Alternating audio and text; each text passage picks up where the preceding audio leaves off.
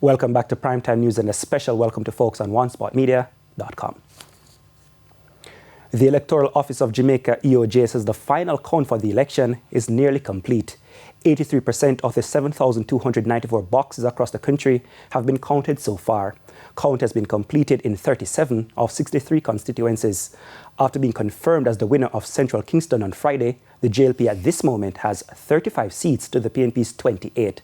As for the three by-elections, final count is complete for the Olympic Gardens division, while counting is ongoing for the Chancery Hall and Denham Town divisions.